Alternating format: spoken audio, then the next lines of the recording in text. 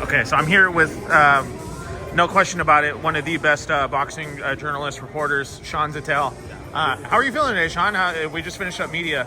How's everything? I'm good. You know, it's always interesting to keep it open. You usually got your fight picks already lined up, but in fight week, you can keep an open mind, observe things that might change your mind. You try not to get caught up in it too much, right? To where you overthrow months of analysis, but there are certain things you can only see and peep in person on fight week. So I try to take it in and get a lot of work done for the channel. So yeah, I'm having fun.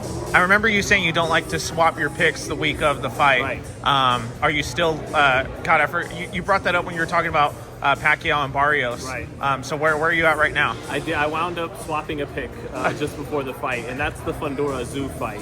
I thought Fundora was going to steamroll Tim Tszyu, just because I think Tim damaged goods between the first Fundora fight and what happened against Bakram Murtazaliev, and maybe certain deficiencies of Tszyu were exposed in losing to Bakram. Maybe his chin isn't as good as he thought, but I saw him work out last week here in Vegas for 40 minutes, and fighters don't do that anymore for the media. They work out, shadow box, maybe hit the pads lightly, and he went all out for about what's the equivalent of a 12-round fight for 40 minutes.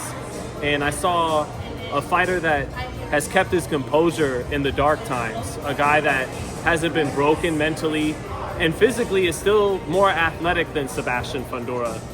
If Fundora steamrolls him, I'll feel foolish, because Fundora, kind of like Subriel Matias, is able to break you down without really getting leverage on his punches. He could just be touching you and he's breaking you down.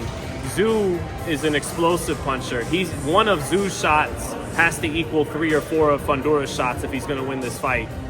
But Tszyu brought in Michael Fox, who's extremely tall for the weight, like Fundora. They sparred 80 rounds. He still looks like punch for punch the quicker, snappier, more explosive fighter. So I'm banking on some of Tszyu's edge and athleticism to win. And athleticism in the form of not a lot of foot speed, but I mean athleticism with the hand speed and the snap on the punches. I'll feel foolish if Fundora steamrolls him, but I switched to Tszyu in the last week, and his trainer said the quote after the fight will be 8 days versus 10 weeks, meaning they only had 8 days to prepare for Fundora on short notice. Now they've had 10 weeks of preparation. We'll see if it's all talk, but I think it'd be a cruel fate if Tim Tszyu went from maybe about to be undisputed super welterweight champ when he was supposed to fight Charlo, all the way to just a what if. And I know the guy I saw when he was undefeated on firing on all cylinders was pretty good.